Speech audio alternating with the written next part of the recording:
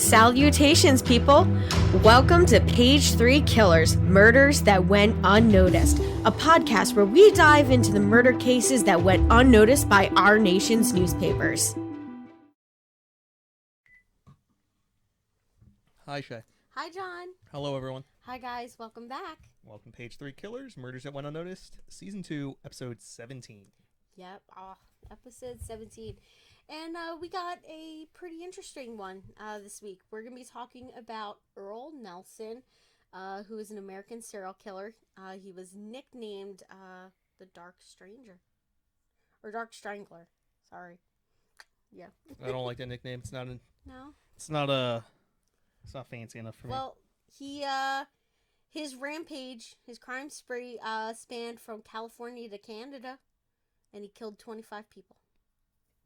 In about 6 states in 1971. And fun fact, an Alfred Hitchcock movie is sort of about him. That doesn't make any sense. He was the source of inspiration for Alfred Hitchcock's...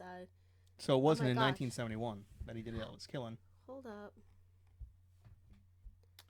It was 1927. 1927. 1971. Oh, was yeah. Somebody else. He was, he was the most prolific serial killer until 1971. Sorry, guys. Yeah. Well, he was the most prolific American serial killer, up until 1971. And I actually don't know who replaced him. I feel like... Who would have... He had 25 victims. Yeah. So I feel like Ted Bundy, or I mean, because in the 70s is like when it really starts to kick off. Well, you'd have to. Like, they'd have to be doing that all in the 60s, because by 71. Yeah. In the the 60s started it. Is where it starts. And some people pose that the phenomenon of serial killers, that heyday of serial killers from the 60s to the 80s... was linked to movies. No, they think it was linked to lead, the leaded gas. Oh, well, some people, yeah. Yeah. There was some other stuff about that, too. Which is kind of interesting, because they do know that lead causes issues with your brain and stuff like that when it builds up. So actually, I was literally just listening to something sense. because the switch over from lead gas was a significant factor in the reduction in crime starting in the 90s. Really?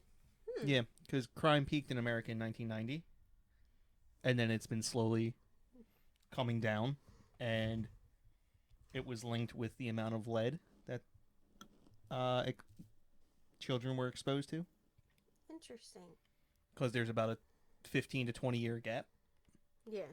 And unleaded gas, I believe you had used unleaded gas in 73 is when it switched over. Yeah. So we're going to be talking about the news from 1927. And then we're going to get into this case. This case is... There's a lot of information about him in general. I feel this case is pretty documented, and I was surprised that I've never heard of this guy up until I was researching people. So it was really interesting. All right, so let's get into our... Oh, wait, we have to... Shoutouts. Shoutouts. Huge shout out to Ralunk, Chelsea Hargrett, and Stacey Fragale. Thank you guys for donating on Patreon. And you guys out there can also support our podcast on Patreon. You just can hit us up in the link. There's a range of donations you can do as low as $1. If you can't, we understand. Just remember to like, share, and subscribe. Right? Thank you. Yep, thank you. All right. So now to our news. We're going to start with January 7th. We have the first transatlantic telephone call is made from New York City to London in 1927. You want to read the next one? There. Oh, let me make it bigger for you. Yeah, in my old age, I'm losing your faculties.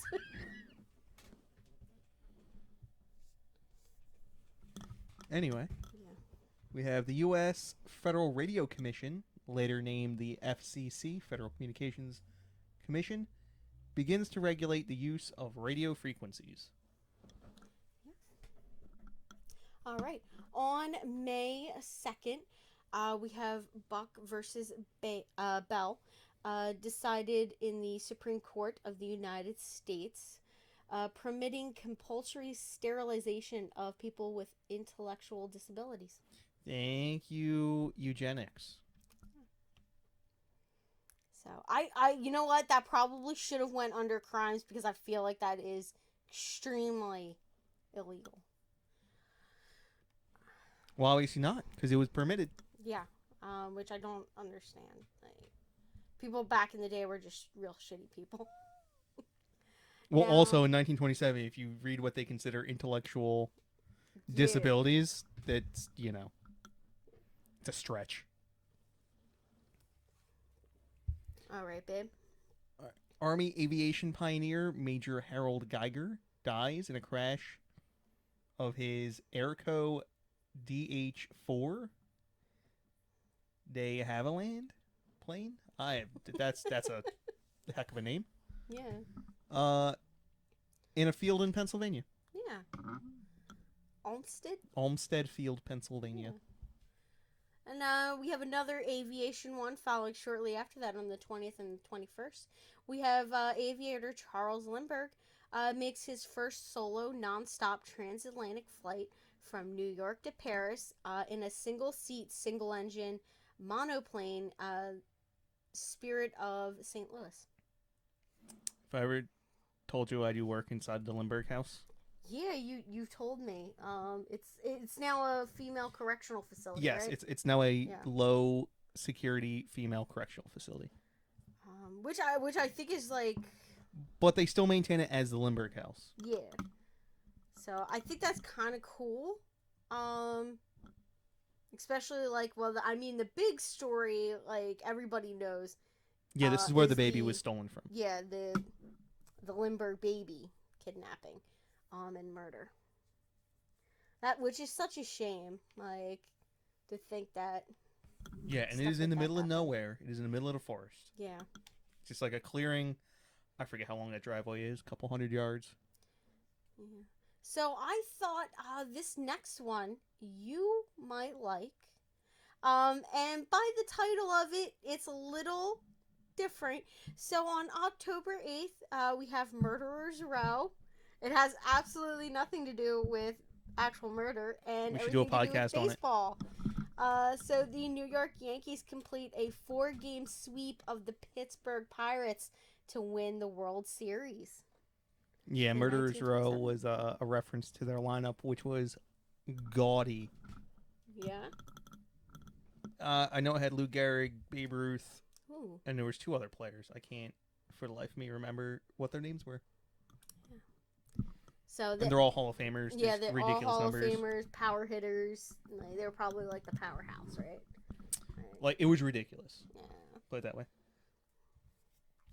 All right.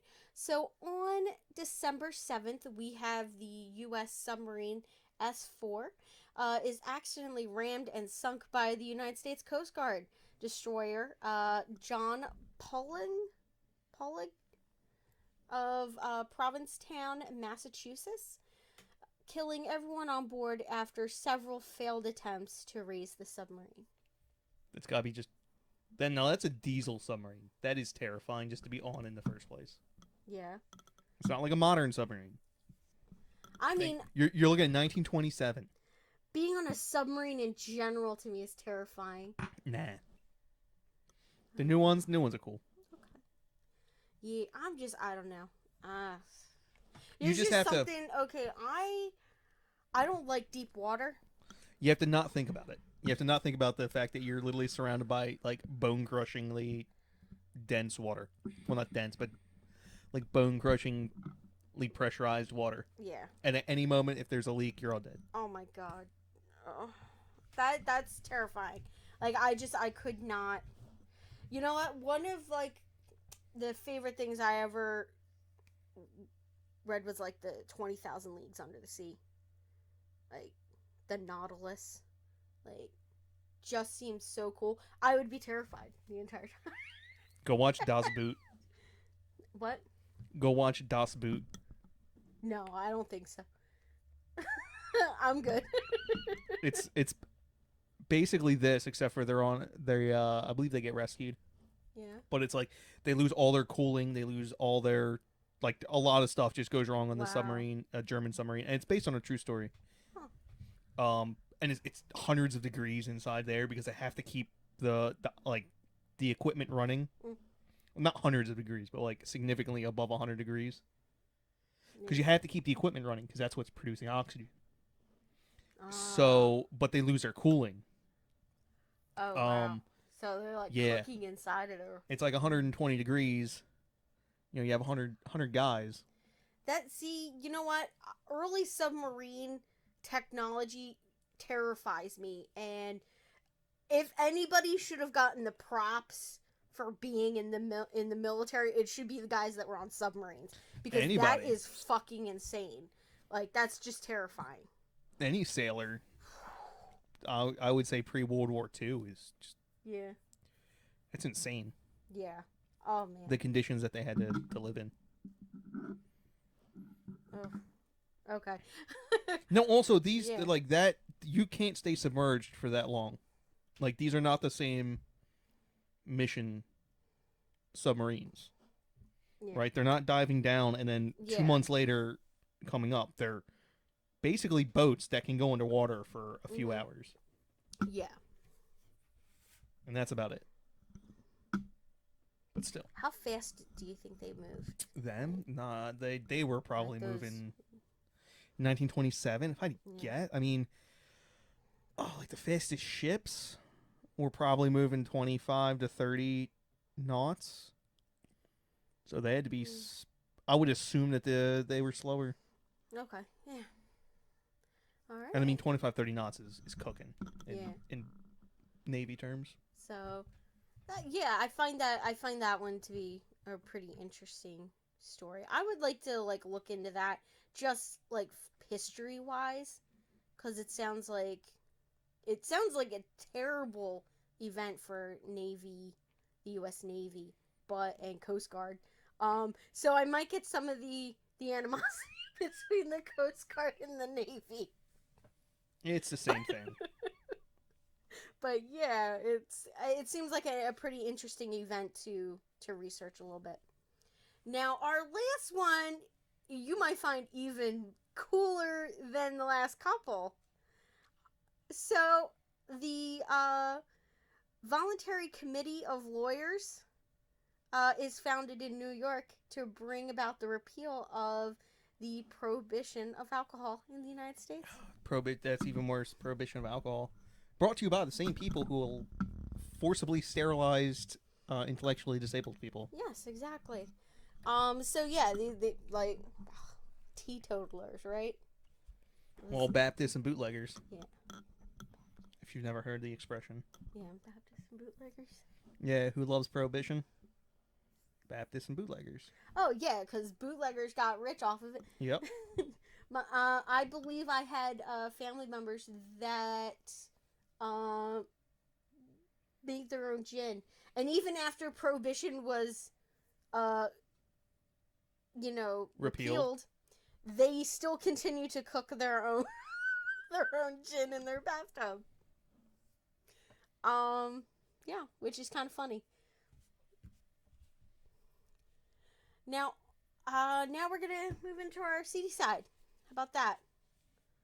You want to read the first one? The first armored car robbery is committed in by the Flathead Gang. Flatheads Gang. Near Pittsburgh, Pennsylvania. Yeah, on March 11th. Now, on April 19th, we have actress playwriter Mae West is sentenced to 10 days incarceration for corrupting the morals of youth for her comedy drama Sex after 375 performances on Broadway. So she performed it 375 times. And then they were like, okay, the 375th time, you're going to jail. So that's like, if she did 2 shows a night, a day, or, you know, at least 1 show a day, that's like almost a year. If it's like 2 shows a day, about like half a year. It probably was over a year. She'd been running it. Like, I thought that was just kind of fun. Like, Mae West did, she's the one that fought against the laws that they put in place on film and theater, because there was a lot of things that you weren't allowed to do or say. So Mae West was just like, she would kind of push back and be like, okay, well, if I'm not allowed to say this then I'm gonna in my say script, it this then way. I'm going to say it this way. And the other way was even worse. So then they would just let her do what she wanted, or she would go to jail for it. I forget what they were called. What were they called? They were unofficial rules. Yeah, so it's what the rating system is for movies nowadays is loosely based off of that. So it was like There was a name for it. I can't. It's some guy's name. It was a politician's name. Yeah, something else. But they were unofficial. Yeah. So yeah, like all of her racy lines in all of her films are just, it makes it even better because she was that rebel. All right. The next one, I actually listened to a documentary on this. Super interesting. It's terrible and absolutely horrifying. But it was a really interesting podcast I listened to. So on May 18th, we have the Bath school disaster. It was a bombing by a disaffected local official, resulting in 45 deaths, mostly children, in Bath Township, Michigan. Yeah, so basically he was insane. Something was like wrong with him. I believe like the lead paint. He might have murdered his wife, or she died, and he was like just losing everything. So he decided that he was gonna blow up the new school that the town just built. It literally just opened for its first year of having students or something like that, and he blew up an entire wing of it. And there are still, of course, they're older people now, they're elderly, but there's still people that were left, kids that were in the school, that survived, that I heard talk about it, and it was pretty interesting. But yeah, they talked about how crazy this guy was. It was a pretty neat documentary, though. Now, on August 23rd, after 6 years of appeals, a protest rage in capital cities around the world. Nicola Sacco and Bartolomeo Vinzetti are electrocuted at midnight in Charlestown, Massachusetts. Now, they were Italian immigrants / anarchists who were controversially accused of murdering a guard and a paymaster during the April 15th, 1920 armed robbery at the Slatter and Morel Shoe Company in Braintree. I approve. That's a cool name. Braintree, Massachusetts, in the United States. Yeah. And I found this one interesting because a lot of the ones that I've looked up, I've never had it mentioned that it was like they were electrocuted, like they died in the electric chair. It's usually around this time was usually like hanging or firing squad. So yeah. Like if you're gonna choose, like, I mean, out of all of the ways that you were able to be executed at the time, which one do you think you would choose? At the time, Yeah. they all suck. Probably firing squad. Electrocution sounds terrible, especially right now, especially in 1927. Yeah, I don't imagine that the current is steady enough to kill you first go. So. And hanging can always go wrong. Oh yeah. I mean, if I'm gonna do it, I'm gonna go guillotine. Were there guillotines? I don't think there was, but I mean that's pretty instantaneous. Yeah. Unless they didn't sharpen the blade, and then they gotta drop it twice. It's a heavy blade. You know. All right, December 15th, Marion Parker, 12 years old, is kidnapped in Los Angeles. Her dismembered body is found on December 19th, prompting the largest manhunt on the West Coast for her killer. William Edward Hickman, who is arrested on December 22nd. December 22nd in Oregon. Yep.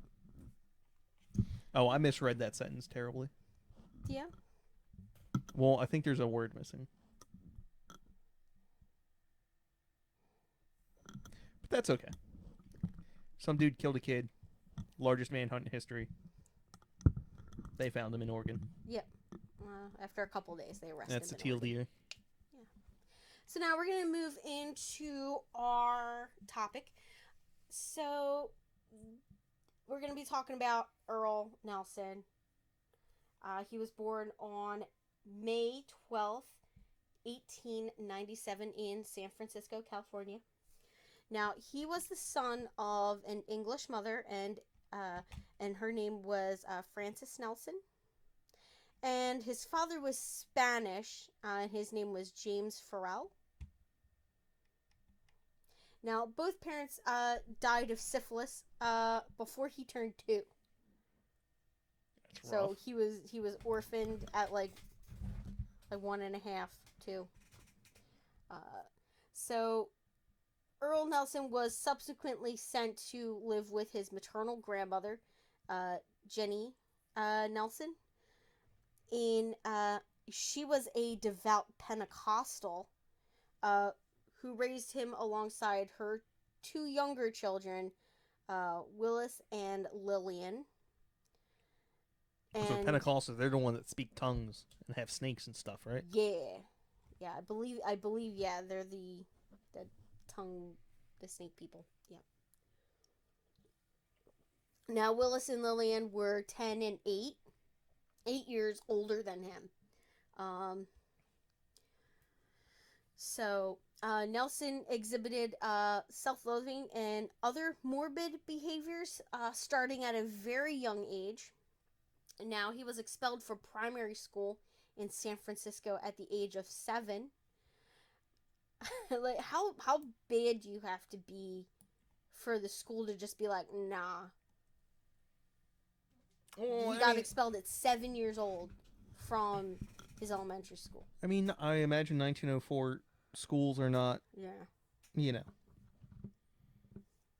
Now, around age 10, he collided with a streetcar while riding his bicycle and was basically in a coma for 6 days. Now, after he awoke, his behavior became extremely erratic, and he suffered from frequent headaches and memory loss. He had memory loss issues. And he was described as a psychotic prodigy. well, if you're going to be described as a prodigy, the psychotic one is the one you really want. Yeah. Not like a musical or math. Psychopath. Yeah.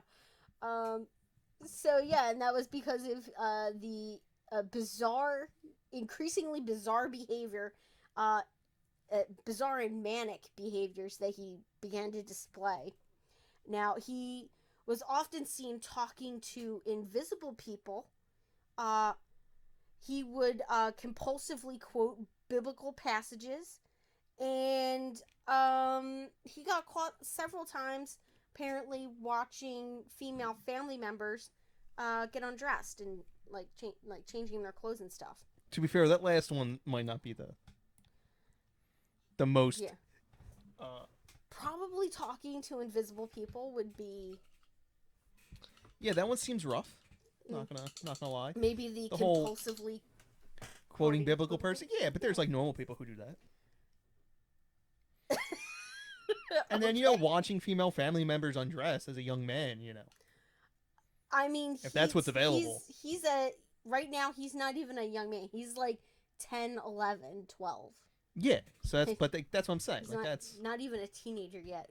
So like it's. I would almost put that as normal behavior for a boy. Really? Okay. Well, I wouldn't say. No. Maybe it's not normal behavior, but it's not that far outside of the. Yeah, like I get talking to like invisible people. Like if it's like. Because you have an invisible friend, know. Are they real invisible people or fake invisible people? What I think it is... Like, is he making them up, or are they just invisible to everybody else? He can actually see them. That I am unsure of. I'm pretty sure, though, that it was believed that it was, like, schizophrenic behavior. From everything I read. So, what would be the difference there? What do you mean? Like, there's like being like just a creepy kid with like an imaginary friend that you made up that's not real. Exactly. And then there's a difference between thinking you're talking to like a demon. Named Emily, who's telling you to murder people. There's like a huge divide right there. I mean, both of those are pretty creepy. But I don't know. Like, I just feel like this guy he was already setting off, like, flashing red lights at this point for me. So I'm like, yeah. And to think that he just is able to go on and do what he does is insane. Now, his grandmother noted occasions where Nelson would embark to school in fresh, clean clothes, and then he would return home in rags. Now, she thought that he possibly had exchanged clothes with a homeless person. Just like, gave them his clean clothes and took their old ones and put them on.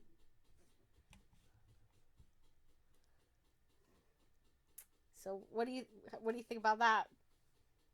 A little weird? Yeah. A little strange. Now, that could be taken one of two ways. That could be, like, a really good thing. Like, oh, he's trying to, like, help out a homeless person. Or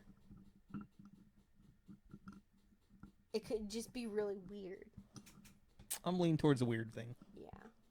Now, Nelson's strong religious upbringing remained a prevalent influence in his life, and he obsessively read the book of Revelations as a teenager. Now, in his early teenage years, he began frequenting brothels and bars in San Francisco in the Barbary Coast Red Light District. Yeah. Where he contracted a venereal disease, as you probably would. As he progressed through puberty, he grew into a stocky, sort of physically fit young guy.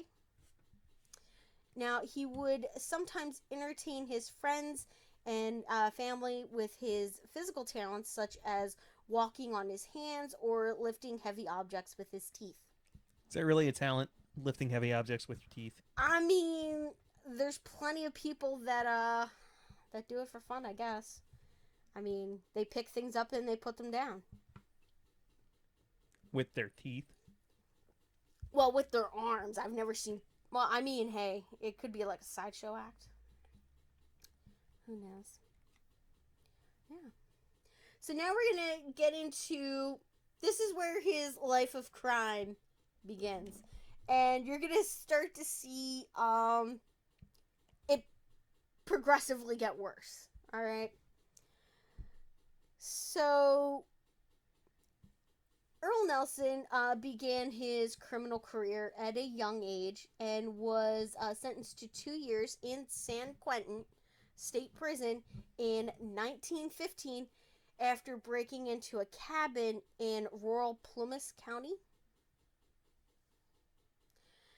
Now, at the time, to be fair, at the time, he did believe that the cabin had been abandoned, but there were actually people living there. So, yeah.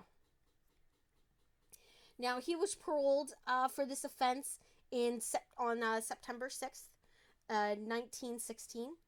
But he was arrested again in Stockton on March 9th in 1917 for petty larceny. Now, Earl spent another 6 months incarcerated before being discharged, after which he was arrested in Los Angeles for burglary. After spending approximately 5 months in Los Angeles County Jail, Nelson escaped sometime in late 1917. He enlisted in the U.S. military. It's not a good time to enlist in the military, first of all. Yeah. Second of all, I don't know how they let him in with such a record. Yeah. Well, he did desert after 6 weeks. And I believe he used fake names. I mean, 6 weeks isn't even enough to finish boot camp, so he deserted. Well, I don't know in 1917 how long basic training was. Yeah. Now, he repeated this pattern on several occasions, enlisting in different branches of the military under different names before deserting. Now, in 1918, he was committed to the Napa State Mental Hospital after behaving oddly and erratic during one of his brief stints in the United States Navy. A Navy psychologist noted that Nelson was living under so I thought this word was weird in this sentence, but this is what the article said: living in a constitutional psychotic state. So I was just like, I don't. So, like, what is that supposed to mean? Yeah, I was just like, oh, I mean, some of the, like, legitimate is one of it. So I'm assuming that was the way that they meant it, was living in a legitimate psychotic state. But yeah, sometimes the words that they choose, like nowadays, we don't necessarily apply that use to it anymore. But yeah.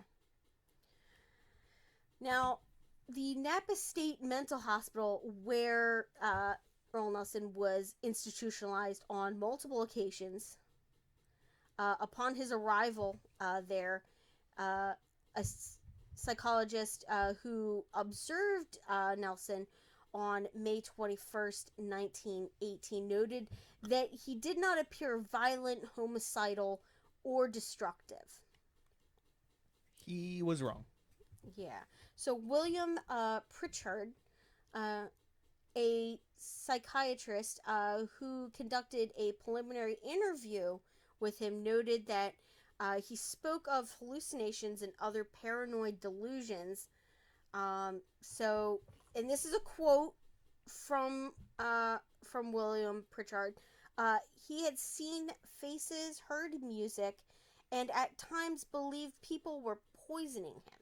Now, voices sometimes whispered to him to kill himself, saying that if he were kept in jail, he would get something sharp and cut the vein in his wrists. So he basically said if he was kept there, he was going to kill himself. So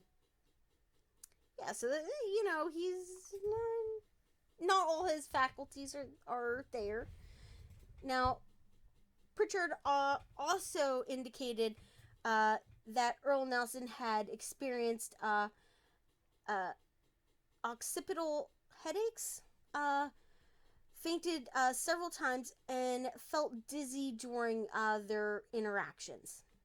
So I believe Some occipital means like right behind the eyes. Yeah.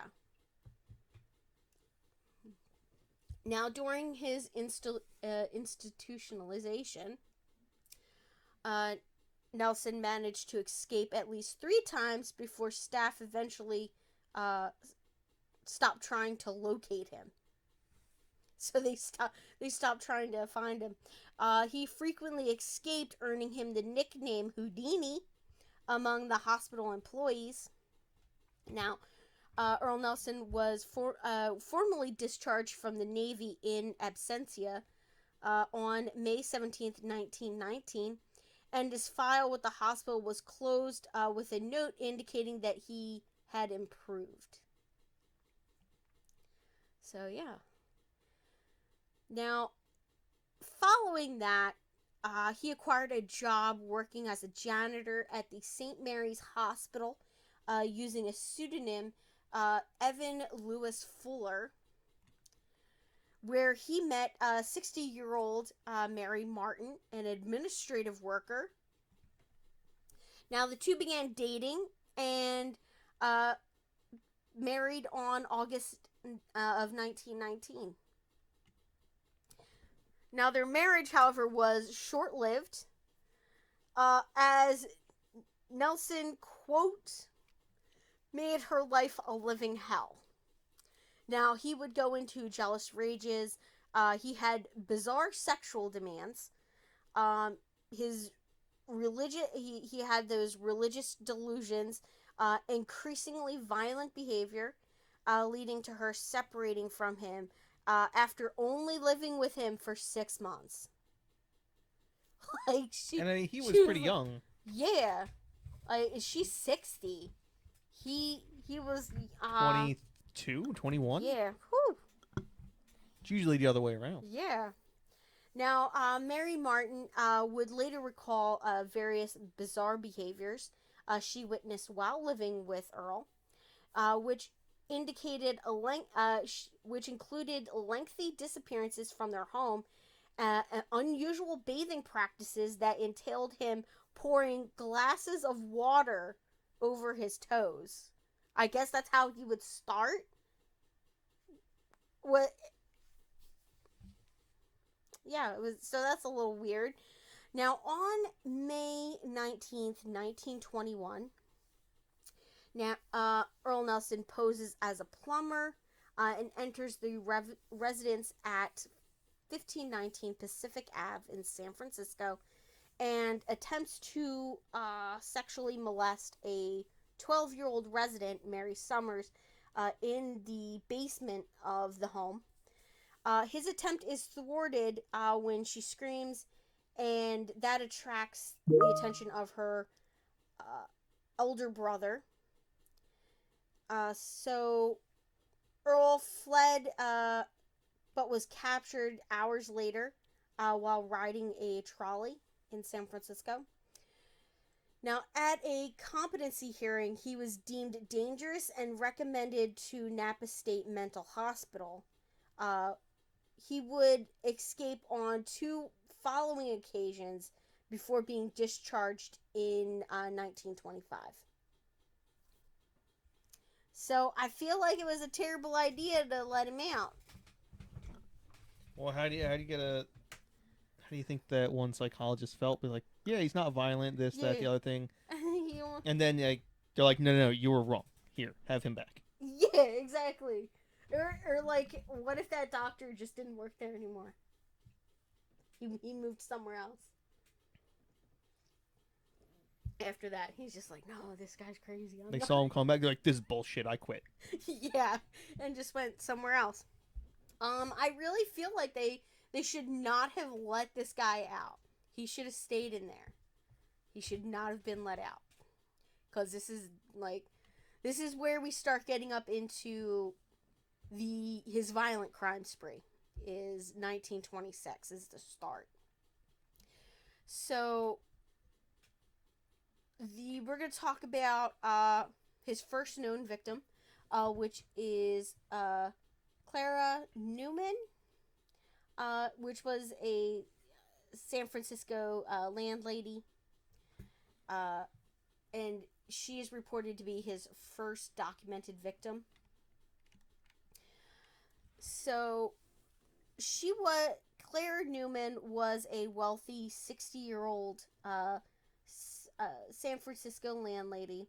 Now, she basically ran like a boarding house kind of situation.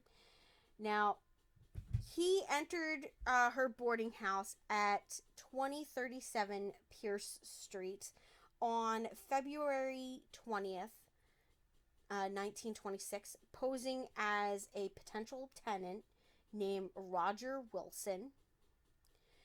Now, sometime after entering the home, he strangled her to death before sexually assaulting her dead body.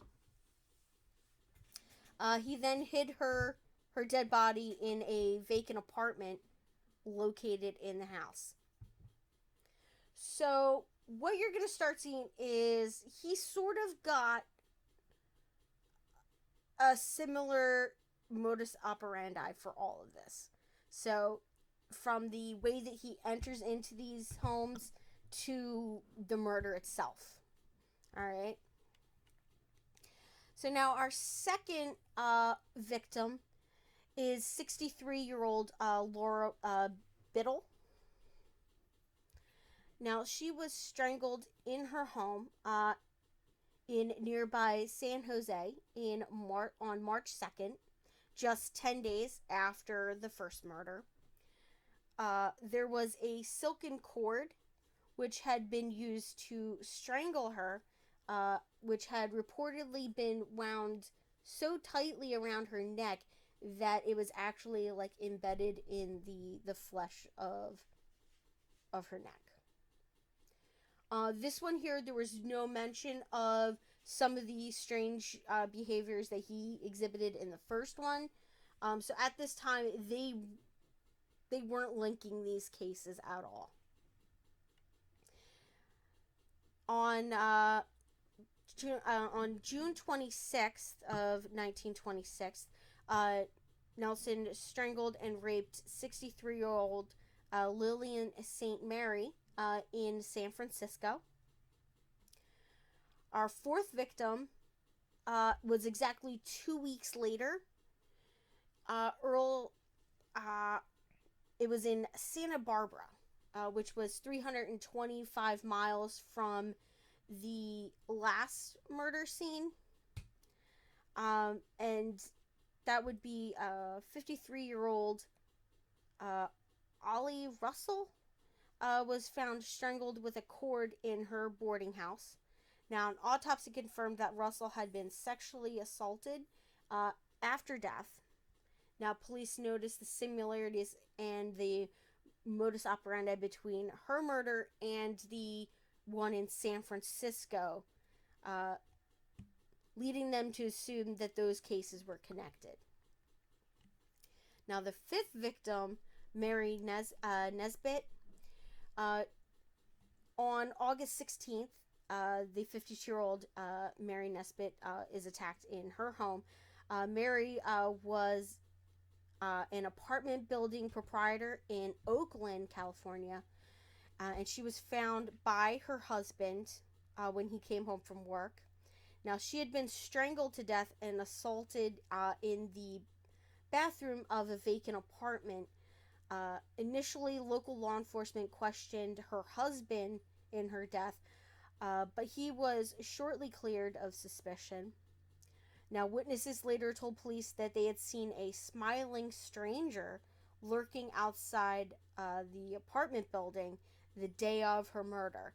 Now, others who claimed to have seen Nelson at the various boarding houses described him to police as a dark and stocky man with long arms and large hands.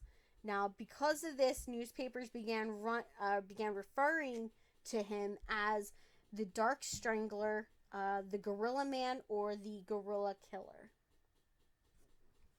Yeah. sounds racist. Yeah.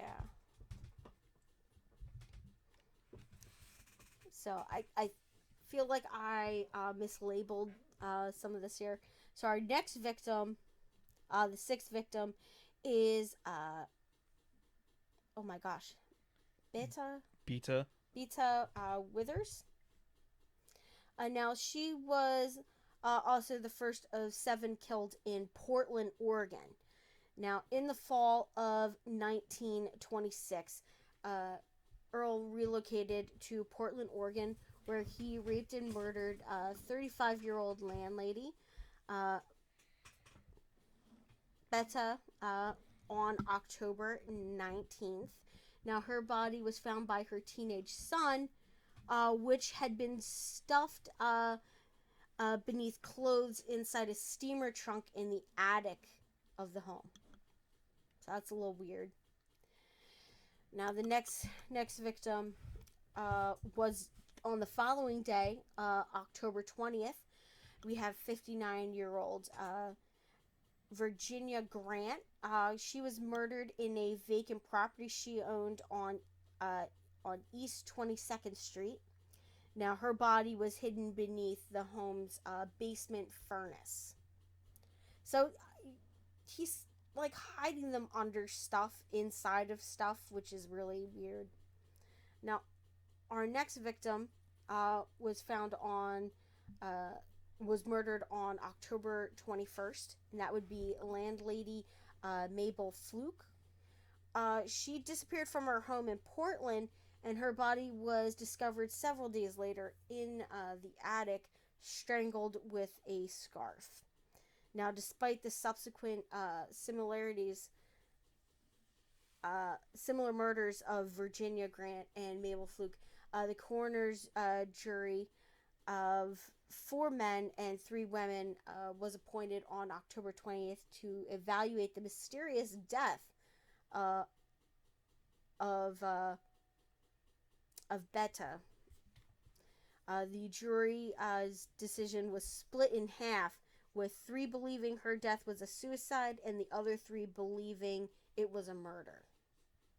So, and that's happening like right around the time that Mabel Fluke was killed. Now, our next victim, after committing the 3 murders in Portland, Nelson briefly returned to San Francisco. Now, in San Francisco, he raped and murdered 56-year-old widow Ann Emmons on November 18th. Now, initially, police were hesitant to attribute this murder to the dark stranger. However, several days after the murder, a friend of Ann Emmons met with police for an interview. This friend told police that she had stopped by Ann's home on the day of the murder and found Emmons talking to a strange man in her parlor about a business deal that involved her selling her house. Now, the woman's description of the unknown male matched those of the dark strangler.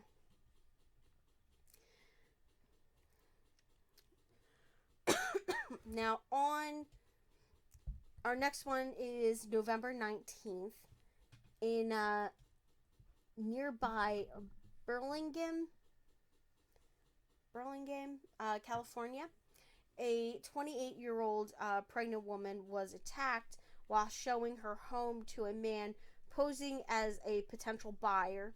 Now, she survived the attack and described the man as being around 5 foot 8 inches tall, well-dressed and well-spoken.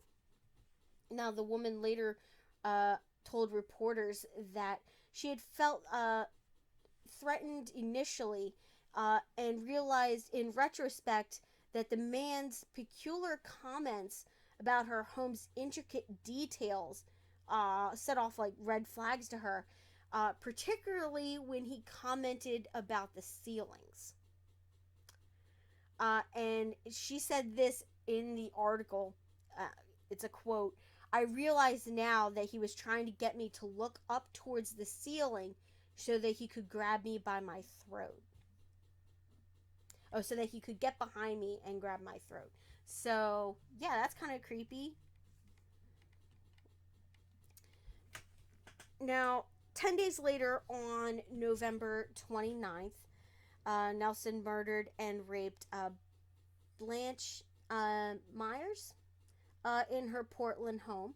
Now, police were able to recover foreign prints from the iron bedpost. Now, the Portland murders ignited a public frenzy. The Oregonian reported that the three floor of the Portland Police Bureau had become a veritable madhouse, with clerks taking hundreds of phone calls and reports of suspicious characters. I mean, honestly, how many phone calls could there have been in 1926? If you're taking hundreds of phone calls in 1926, Well, I mean, these are cities, so... even still. Well, you know what? Okay, so... I'm gonna say, hey, they put a couple phones here and there, and then you let your neighbors use it for like a penny. You're making bank. Yeah, you're gonna check out how many phones were there? Yeah. All right. So, one local woman called police claiming that a suspicious man had stayed in her boarding house for several days after the Thanksgiving holiday using the name Adrian Harris. Now, on November 29th, the day of Myers' murder, she stated that the man told her and the other residents that he was leaving to take a train to Vancouver, Washington, and indicated that he would not be returning.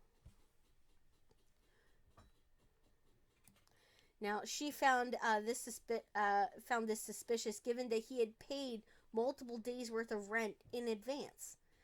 Before departing, he gave her and other female boarders pieces of jewelry as gifts, which were later confirmed by police to be that owned by Florence Monks, a wealthy widow who had been murdered and raped in her Seattle home on November 23rd.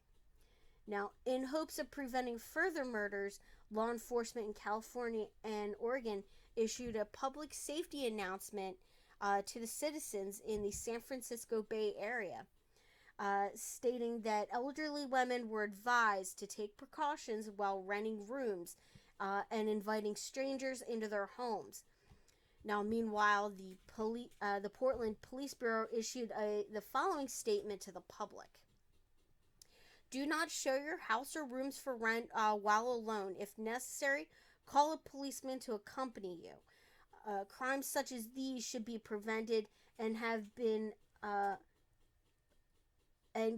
could have been prevented if women had been more careful. I do not wish to unduly alarm the people of Portland, but there is no denying this situation is grave. Like, I don't know, that just... Some of that reads fine. Like a concerned politician slash, civic-minded person. But the rest, I just did not like how that read. So did you find any information, babe, on how many phones were in Seattle or Portland at that time? No, but I did discover that the first mobile phone was in 1946. Really? Yeah. Interesting. All right. So now we're going to move into the December to April of 2007. Or 1927. Oh my gosh. That would be a long jump. Yeah, so it's December 1926 to April 1927. So this is the Midwest and the East Coast section of his crime spree.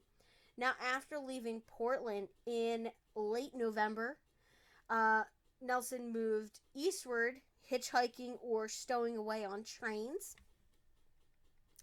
Now, on December 23rd, the body of Almira Bernard, 41, was found inside her Council Bluffs, Iowa home. Now, she had been strangled with a shirt.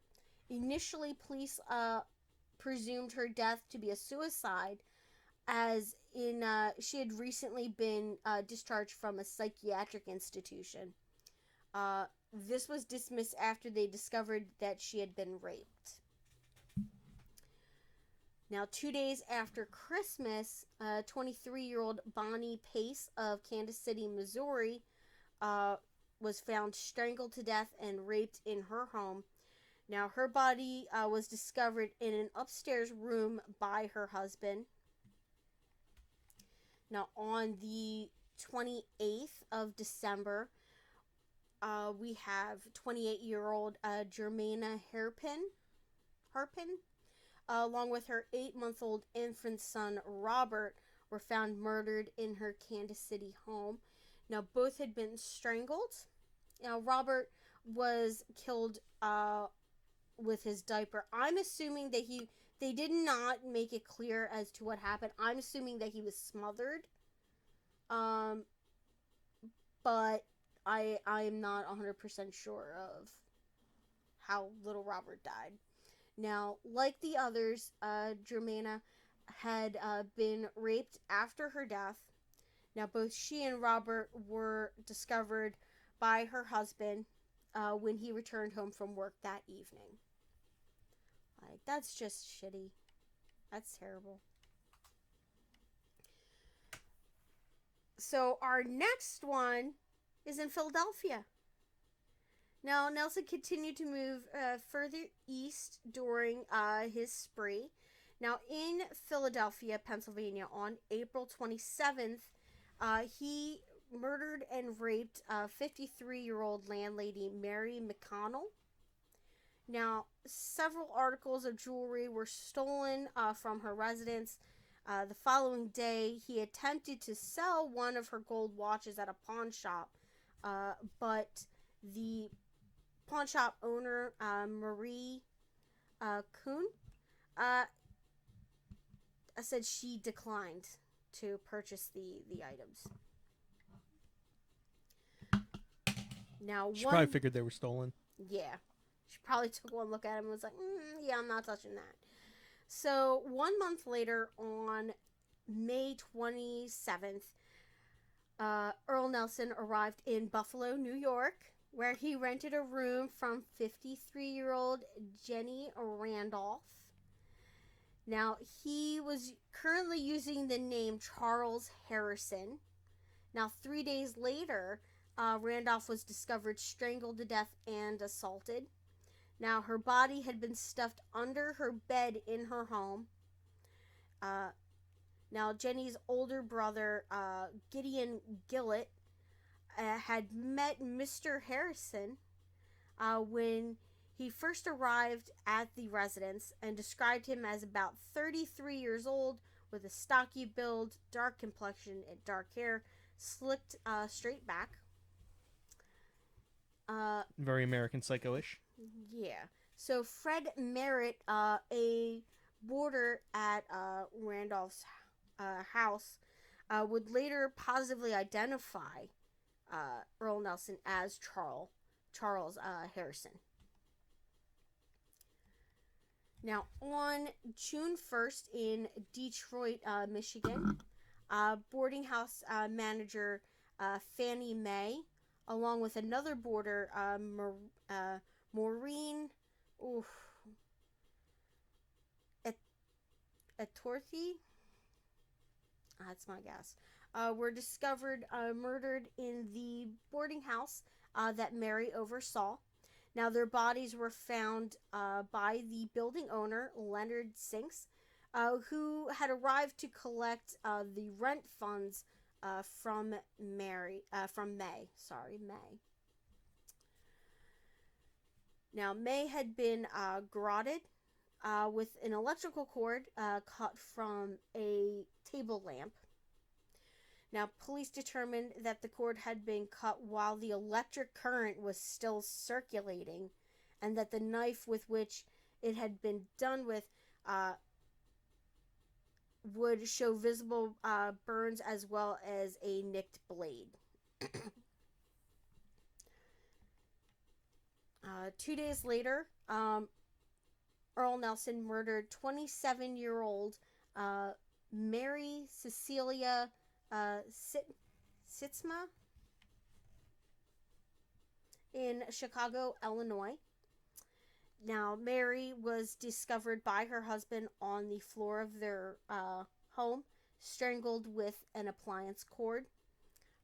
Several articles of men's clothing were also stolen from the home. There's a lot of victims. Yeah, and we haven't even touched Canada, which is next. So this is where he gets captured, okay? So that on June 8th, 1927 in Winnipeg, Manitoba. Sorry, Canada. 14-year-old Lola Cohen disappeared after leaving her home to sell artificial flowers door to door. Now, on June 10th, another local woman, Emily Patterson, went missing. Now, she was discovered later that evening by her husband, raped and strangled to death under her son's bed. She had been bludgeoned with a claw hammer. You see, he mixed it up. Now that's how he got caught. Now, her husband discovered her body while kneeling at the bedside to say evening prayers. I'm guessing with his son. Now, upon investigation, police determined that several items were missing from the Patterson home, including a whipcord suit, Mr. Patterson's gold wedding ring, the family Bible, or I'm sorry, I believe it was her gold wedding ring, the family Bible, and $70 in $10 Canadian bills. A knife bearing the burn marks and nicks was left behind in the home. Now, police found that the knife was consistent with with what had been used to cut the lamp cord used in the May and Authority murders the week prior. That last name, Artery? Yeah. The day after Emily Patterson's murder, Fred England, a local jeweler in Winnipeg, unknowingly purchased her wedding ring from Nelson for $3.50 in Canadian money. The clothing stolen from the home was subsequently discovered for sale at a local secondhand store. Both the jeweler and the clothes store owner would positively identify Earl Nelson as the man who had provided them the ring and clothing. Now, Nicholas Tabor, a barber who owned a shop next door to the secondhand store, told police he had given the man resembling Earl Nelson a shave, haircut, and a massage on the afternoon of June 10th. I'm not gonna lie. One time I got my hair cut, and they offered a massage as part of the service. Yeah. It was fantastic. Yeah, More places need to do that. I've never gotten one of those. You're My not going to the hairdresser right. is amazing. But You're not going to the right places. I'm not getting a massage. Like maybe a scalp massage when she washes my hair, but I don't know. Maybe that's a man thing, I guess. I don't know. Now, while cutting the man's hair, Tabor noticed dried blood on his scalp as well as scratch marks. When he inquired about them, the man reportedly became agitated and requested that Tabor not touch them anymore. Now, while performing a citywide search of boarding houses in Winnipeg on June 12th, police entered the boarding house of Miss August Hill at 133 Smith Street, where Earl Nelson had recently lodged. Now, upon the search of the room, they found the decaying nude corpse of Lola Colwyn was discovered under the bed. Now, Cohen's body, like that of his other victims, had reportedly been mutilated in a manner reminiscent of the victims of Jack the Ripper. Well, unlike the other victims, she was mutilated, which is definitely a little bit more brutal than he had been with any of the others. Now, her clothes and belongings were missing, and it was evident that he had slept in the bed right above her. Which is, it's a little weird. Now, after the discovery of Lola Cohen's body, Winnipeg City Council posted a $1,500 reward in Canadian money reward for information leading to the conviction of the criminal degenerate responsible. So this reward would subsequently become a point of dispute after several individuals came forward with information pertaining to Nelson's whereabouts. So, I mean, that's kind of hard to tell who gets that. Now, among them included a motorist who claimed he had given Earl Nelson a ride from Emerson to Winnipeg on the day Cohen went missing. Now, they started working off on the assumption that Nelson had fled back to the United States. So the Canadian police sent descriptions of him to the U.S. Police stations and post office. In the intervening days, sightings of Earl Nelson were reported in Regina, Saskatchewan, and oh my gosh, I'm gonna butcher that. Boissevain, Manitoba, or Bossavain. Yeah. Sorry to our. No, it's definitely Boissevain. Boissevain. Okay. Now, on June 16th of 1927, constables in Killarney. Yep, Killarney. Which is a Manitoba border town, 12 miles from the North Dakota border, arrested a man named Virgil Wilson who fit the description of Earl Nelson. Now, his demeanor was reportedly so calm and cooperative that the constable assumed that they had the wrong individual.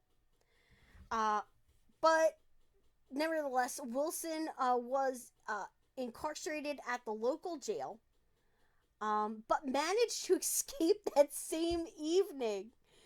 So Earl then made the mistake of trying to catch the same train that was transporting members of the Winnipeg Police Department, and was recaptured 12 hours after his initial escape. He was officially rearrested the next morning by an officer from the Crystal City Police Department on the rail line, which was 47 miles east of Wacopa. Yeah, I was like, woo. I guess that, yeah, Wacopa. Now, Nelson was taken to the Rupert Street Police Station in Winnipeg, where he was photographed, fingerprinted, measured, and prepared for an identification lineup. Now, nearly 4,000 spectators awaited his arrival outside the station, hoping to glimpse the accused man. And photographs of Nelson were taken by Winnipeg police, and they sent those out to other police departments throughout the United States to see if he came back to link to anything else. This resulted in a positive identification from witnesses in Illinois and California who claimed that the man was the same unknown renter that they had encounters with at some of the other murders. Now, though he maintained that his identity was that of Virgil Wilson, his fingerprints were forwarded to Winnipeg from the San Francisco Police Department from his earlier arrests, which confirmed his identity as Earl Nelson. Lying sack of shit. Yeah, so his fingerprints matched those left behind at several of the crime scenes, and his teeth marks found on the victims matched his current bite pattern, you know. So initially, Nelson admitted to his crimes, bluntly telling reporters, "I only do my lady killing on Saturday nights." Well, that's a lie too.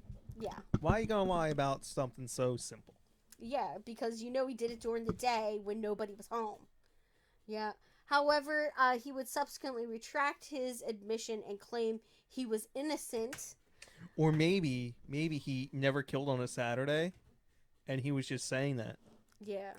So it wasn't an admission of guilt. Mm. Because none of the ladies were killed on Saturday. Yeah. That's a point. Now, upon an interview with the Manitoba Free Press shortly after his arrest, he said, "I'm charged with 2 murders, but I'm not the one who done it." Now, he, when asked about the various persons in the U.S. and Canada who had positively identified him as the Strangler, his simple response was, "All of them were wrong. They're all wrong. Fake news." I don't know. Wasn't me. Wasn't me. Yeah. I'm not even going to sing the song. I just sang it in my head, and I was like, oh. Resist the urge. Yeah, resist the urge to sing that line. Now, despite attempts on part of both U.S. and Canadian law enforcement agencies to elicit a confession. Now, at this time, this is where they're beating confessions out of people. So, I'm pretty sure we knew it probably was not a fun interrogation for him. But he refused to admit to any of the murders which he was suspected or accused of. Yeah.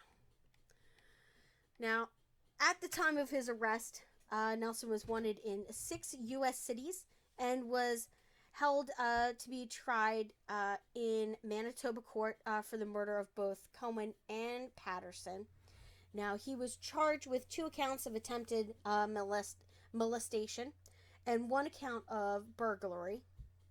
Now, Earl Nelson's trial was scheduled to begin on June 27th, 1927.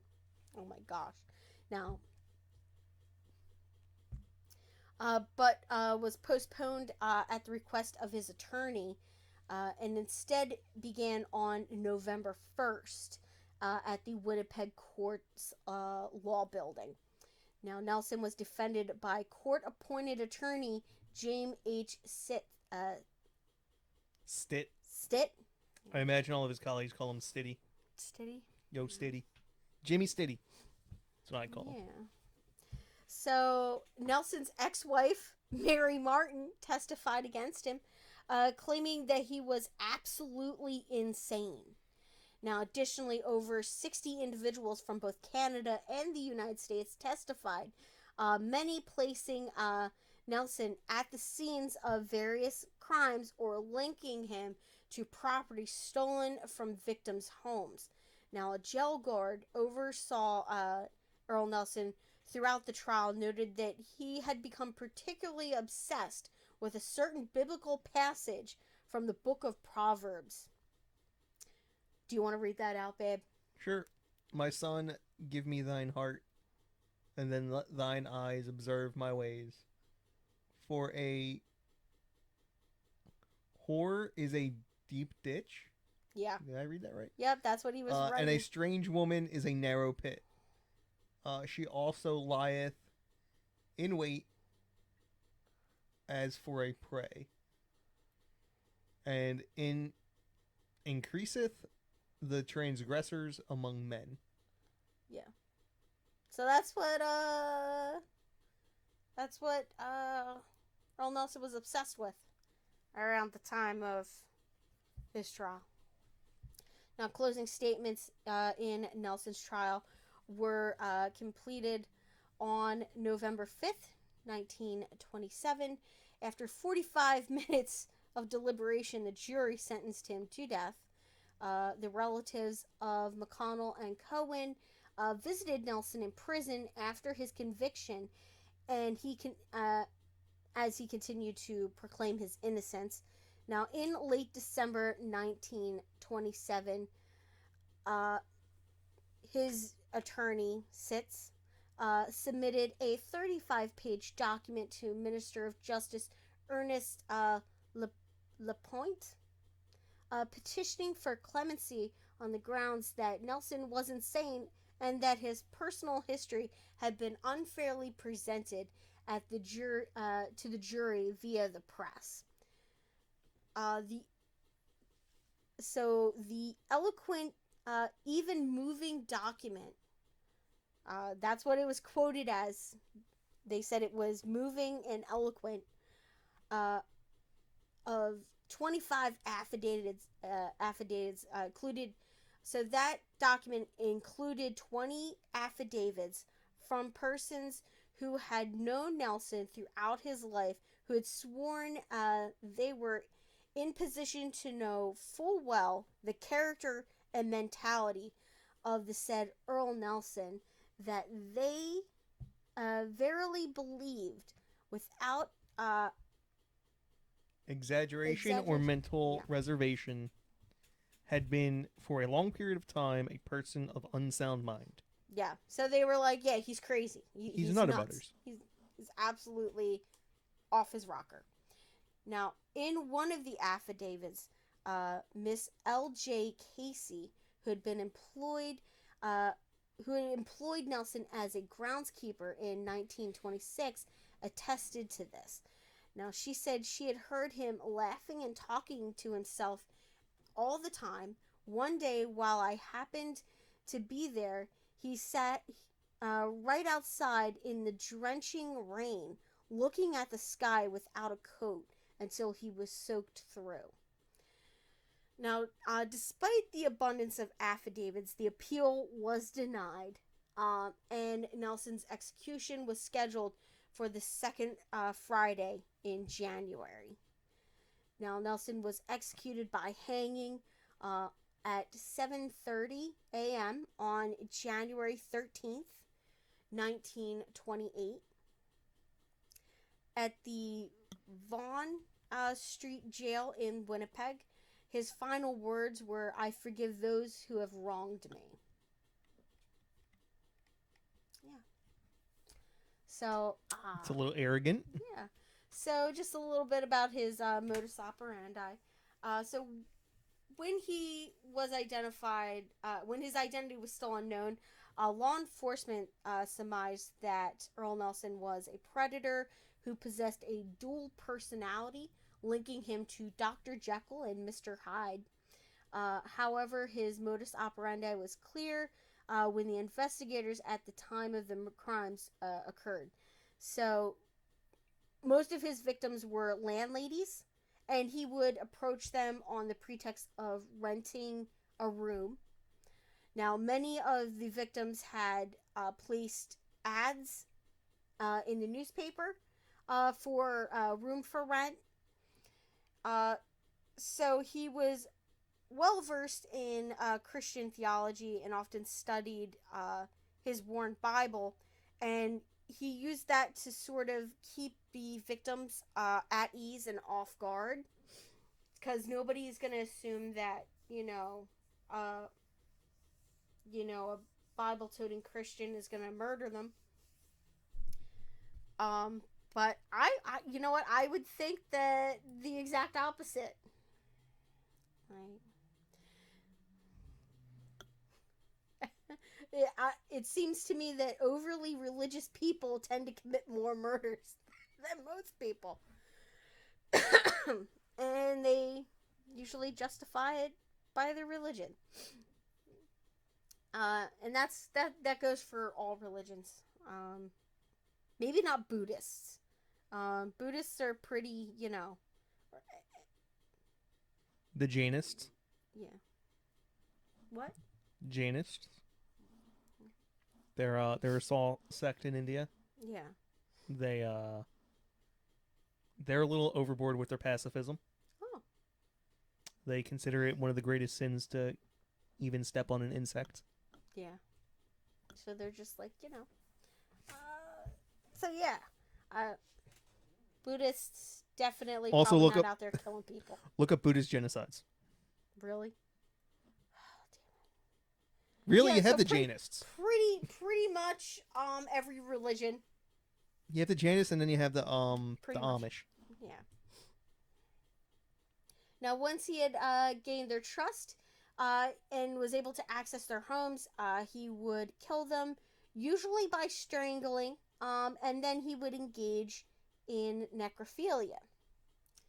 Now, Nelson would often hide the bodies in their homes. At the peak of his killing spree, he was killing at least once every 3 weeks on average. Now, his killings sometimes occurred in spurts, with there being a couple of victims over a couple of days, and then it would die out and he wouldn't kill anybody for a little bit. His last victim, Emily Patterson, had been his 5th victim in only 10 days. That's kind of crazy. That 10-day period killed 5 people. It's like That's not very common. one every 2 days. No, it's because that's a spree. Well, most people who are spree killers kill a lot in 1 or 2 days. Yeah. Or you're a long-term serial killer and you're not once every couple of weeks or months or whatever. Yeah.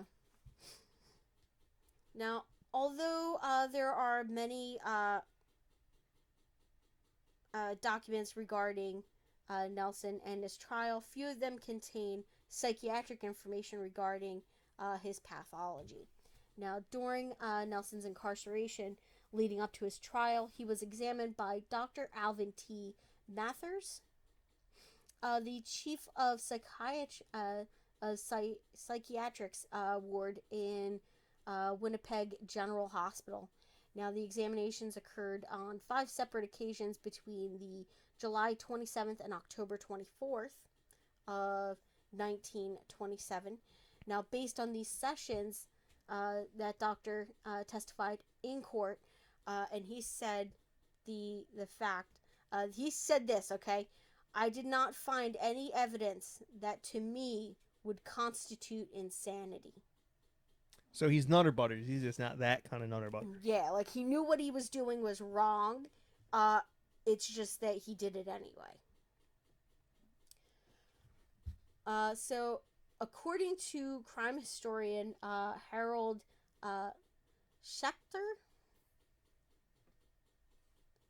and David Everett, Nelson was the first serial sex murderer in the 20th century America. I don't know why that's a particularly notable distinction, but okay. Now, Earl Nelson's murder spree served as source inspiration for the 19 1943 Alfred Hitchcock film Shadow of a Doubt, which focused on a serial killer named the Merry Widow's Murderer, which was portrayed by Joseph Cotton. And that killer targets elderly widows.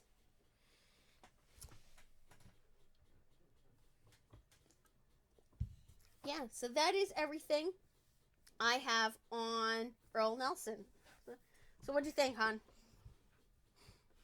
It's interesting. Yeah. I think he was just Nutter Butters. I can't believe that he was able to just go and do this, but at this time period, they really didn't have... I mean, when was schizophrenia diagnosable? Oh, 30s? I'm going to go with like late 30s. I might be wrong, but I'm pretty sure it's like late 30s. Well, it was identified in 1887, but that doesn't mean it was diagnosable. Yeah. Yeah. But yeah, so that is the horrible, heinous crimes of Earl Nelson, one of the most prolific serial killers from the United States. I mean, there are serial killers that have claimed to kill 3 times the number of that he killed, but we don't even know if this is all of them for him. I mean, because back then there was no way to, there was no APHIS, there wasn't any of these, there was no communication between different police departments. Really. I mean, 30s, 40s is where you start getting a little bit more participation between local jurisdictions, but these are like multiple states.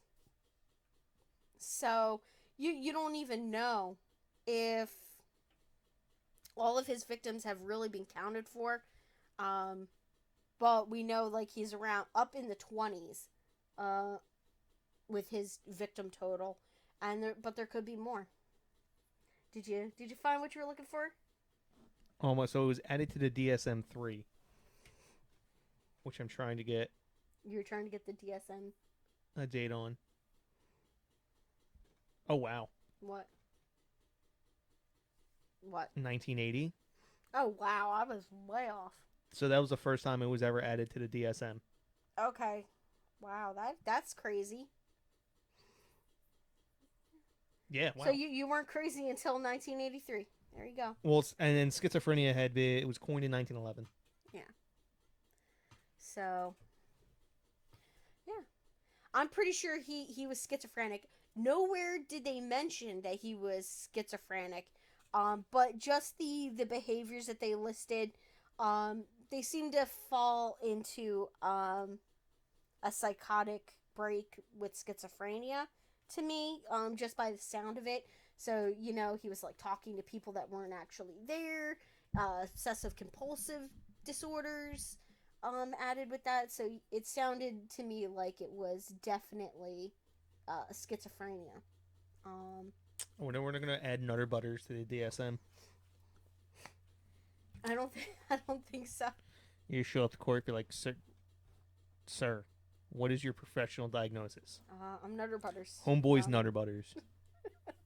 And that's just.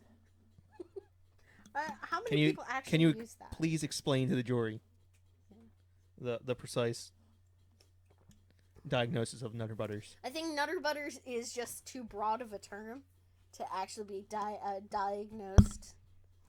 Like there's too many things that fall underneath of that. So how about we close this out? Bye. All right, bye guys. See you next week.